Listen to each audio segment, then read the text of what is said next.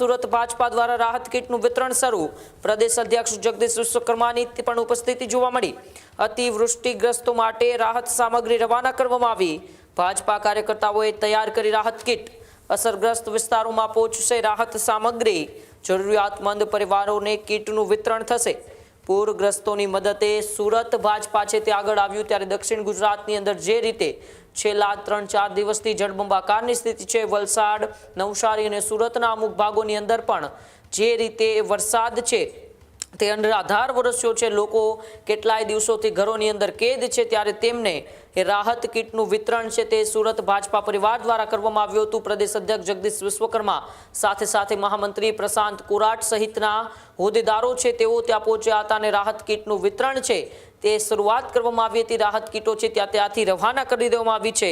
ભાજપા કાર્યકર્તાઓએ રાહત કીટ તૈયાર કરી છે, ત્યારે જરૂરિયાતમંદ પરિવારોને કીટનું વિતરણ થશે। આ જ પ્રકારની તમામ અપડેટ જોવા માટે ન્યૂઝરૂમ ગુજરાતને લાઇક, શેર અને સબસ્ક્રાઇબ કરવાનું ભૂલતા નહીં।